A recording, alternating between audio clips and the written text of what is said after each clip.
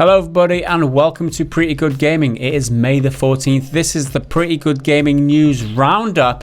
My name's Gareth Evans, this is Mr. Henry Cooper, and let's talk about some games. Rage 2 is the newest AAA game to launch, co-developed by id Software of Doom fame and Avalanche Studios, who worked on the Just Cause franchise. The first-person shooter, published by Bethesda, launched today on PS4, Xbox One and PC and is one of May's biggest releases. The original game was a forgettable affair in a drab, uninspiring open world, which makes Rage 2 the neon pink sequel that no one really asked for. Many reviews have so far been complimentary, however not everyone's so keen on it. The game currently averages a 73 on Metacritic on the PC version based on 28 critic reviews, but boasting only 4.5 user review score. The game also scores 72 on OpenCritic, which aggregates 35 review scores across all platforms, only 50% of which actually recommend the game. Taking a look at some of the reviews in detail, it got a 7.0 from Game Informer, who spoke quite harshly about Avalanche's latest title. For all its attempts at garish glitter, Rage 2 is a muted, cliched and uninspiring experience propped up by spectacular shooting and never-ending battles that sometimes live up to the promise of a carnival of carnage. IGN's Dan Stapleton was fairly positive, awarding the game an 8.0, saying, "Though Avalanche hasn't quite figured out what makes a world feel alive and dynamic or how to make good use of its vehicles, it absolutely nails the moment-to-moment combat thanks to a Doom-inspired energetic pace that few shooters manage to pull off." GameSpot were among the most negative, rating it just 6 out of 10. The wild, exceptional combat of Rage 2 contends with some of the genre's greats, but it's disappointing that the game's world squanders its potential. Fiji247, who don't give review scores, were much kinder to the game. The interplay between the AI, your abilities, the physics of the world, and your guns is some of the best I've seen, and I never thought I'd be saying anything like that about a sequel to Brown Shooter Apocalypse. There's much more to this than its kooky, pink-hued marketing campaign. If you sleep on it, you're sleeping on one of the best, if not the best, single-player FPS games of this generation. GamesBeat managed to sum up the general flavour of the reviews with just one line. Artistically, it's uninspired, but mechanically, it's one of the best shooters I've played in years. And I think that's what's interesting about Rage 2 for me. It's this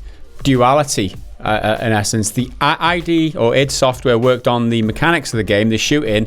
They worked on Doom in the past, people saying that it's Doom's awesome, it's a critically acclaimed title, and that this game lives up to that type of gameplay. And on the other side, you've got Avalanche's open world. They worked on Just Cause in the past, and it's the open world side, and it's that's not quite as strong in this game. So it's a double-edged sword. If you're into the gameplay and that'll carry you through, and you enjoyed Doom, then maybe this is a sort of game that you'd enjoy. However, if you're more interested in characters and worlds and open worlds and stuff like that, and you didn't like Just Cause, then maybe you should give this one a miss. Well, that's the thing. Just Cause is known for having huge open worlds, but I certainly wouldn't say they're among the deepest, because the biggest criticism for Just Cause 3 over number 2, because I like 2 a lot, and 3, the world is so empty. There's nothing in it. And I feel like that's the shortcoming of the open world genre, is filling it. But then if you've got the Doom style gunplay, which was really, really good, is that enough to carry you through as a player if you don't really like the world you're in? Yeah. Saying that, 73% on Metacritic. It's around the same place as where Days Gone landed. And Days Gone is one of my favourite games this year. Absolutely, yeah. So how's about that? Like, what did the review scores mean based on that? Although the user scores are a lot higher, compared with what game are we talking about now? Rage 2. Rage 2. You see, the original, Days Gone. The original was so unforgettable. I've even forgotten the sequel already. So Rage 2 is like a user scores of 4.3. Although it is the day of release, and you got to put a lot of that down to people just like meh Bethesda, meh shitty game, meh the usual caliber of reviews that you get on the user review score. So give it a few days and let the user scores kind of pan out a little bit to see where they're going to fall eventually. I wonder if when the sales figures start coming out, if a game like Far Cry New Dawn, which is very aesthetically similar, is going to have given it a bit of a hit, because that sold well, but not as well as I think they thought, if I remember correctly. I think Metro still outperformed them in certain ways. I can't really remember. So I wonder if Far Cry have pipped them to the post for the post-apocalyptic pinkalypse.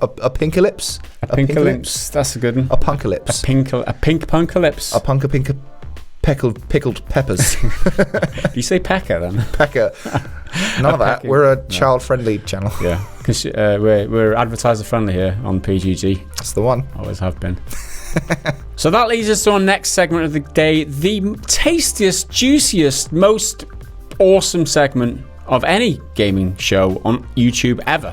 It's the Gaming News Nuggets. Despite Rage 2 underperforming, the new indie title A Plague Tale: Innocence is doing better. Asobo Studios' new game, which also came out today, currently sits at 79 on PS4 on Metacritic. We'll have a full review up tomorrow, so keep an eye out for that. Many of the best work being done in Media Molecule's Dreams is remakes of other games, the latest of which is the original PS1 classic Metal Gear Solid. Dreams user Bailey Regal is recreating the iconic Shadow Moses Island setting with Solid Snake and even the distinctive alert sound effect and music. He's been sharing his iterative development process and how he has overcome obstacles like objects that take up too much memory with the help of Media Molecule's own developers. Ghostbusters the video game may be getting a remaster for some reason. The 2009 title was listed on the Taiwanese ratings board, and while it wasn't a title that was going to win any awards, it was a fairly enjoyable third-person shooter and wasn't too damaging to the overall Ghostbusters brand. Mass hysteria! Why it's getting a remaster is more than a little odd, but in all likelihood it has something to do with the new movie due out next year. Days Gone ain't going anywhere and has managed to stay atop the UK charts for a third week running following launch. Lack of new big releases this week is most likely the reason why the modestly reviewed Sony Bend game achieved this. And with Rage 2 launching this week, this will most likely mean Days Gone will get pipped for the top spot for their fourth week running. Still, not a bad run. Red Dead Online finally has a date for when the game leaves beta. Take-Two announced yesterday during a financial report that the game will be leaving early access before the end of June. CEO Strauss Zelnick, who made the announcement, also promised that the game will launch from beta with significant new content. In other Red Dead news, it was also announced during the Take-Two financial report that Red Dead Redemption 2 has shipped 24 million copies worldwide. It helped the company reach a record $2.93 billion in net bookings for the year. It does pale in comparison to Take-Two's other behemoth GTA 5, which has now sold 110 million copies worldwide. You notice the stutter? I just paused just to make sure I was saying it right. I'm not going to edit it out at all, and then the people who know, they'll get it. They'll be like, yes! But for a game with horrible movement, tricky gunplay, and a really tedious terrain traversal system, shipping 24 million copies ain't too bad, boy. Let's like to see how many Red Dead Redemption fanboys I can trigger with that sentence, eh? And our final nugget of Red Dead 2 news is about the long-rumoured PC version of the game. The latest evidence of an upcoming PC release stems from the LinkedIn profile of a former Rockstar Toronto physics programmer. Having worked at the studio for over 6 years, former employee Nan Ma lists the PC version of Red Dead 2 among the games he'd worked on at the company. In 4 weeks' time, the gaming world will converge upon the LA Convention Center for E3. With so many developer conferences taking place, it can be difficult to keep track of the times and dates on which they will happen. Luckily though, user IdleSloth posted this worldwide timetable on Reddit so that you can plan your sleep around the conferences, no matter what time zone you're in. This minute-long teaser trailer was published for Oddworld Soulstorm, giving us our very first look at gameplay. The latest installment in the Oddworld franchise, developed by Oddworld inhabitants, doesn't have a solid release date yet, but it is due out in early 2020. The indie space exploration game Outer Wilds by Mobius, not to be confused with The Outer Worlds by Obsidian, is joining the Epic Store before Steam. Now, we've all heard that before, but the tricky part of this one is that it's actually been crowdfunding on Fig, and many backers are not happy and actually feel betrayed. Some have defended the decision, acknowledging how costly game development is, and that this move will mean more money for the creators. Last of Us developers Naughty Dog are hiring for staff to close out the game. There have been numerous leaks to suggest that the game will be out before the end of this year, and this could suggest the same. However, the post made by co-director Anthony Newman is calling for a melee animator, which is a significant role, meaning that a 2019 release date may not be fully solidified. So that's it for your daily news nuggets. Make sure you check in the description for links to everything we've discussed, as well as the bigger stories too. So the joke today comes courtesy of the Patreon Discord channel, which you can get access to by going to patreon.com/prettygoodgaming. There you can have a look at some of the rewards on offer in order to become a supporter of this channel, without which we couldn't do our job. So thank you very much for everyone who has chosen to support us in the past, and let's jump in and find a decent joke. And today's joke comes in from Two Shot Tino. And it goes a bit like this. My granddad always said, as one door closes, another one opens. Great bloke. Terrible cabinet maker, though. Lol. Thanks very much to Shot Tino for your contribution there to the Dad Jokes channel. Much respect.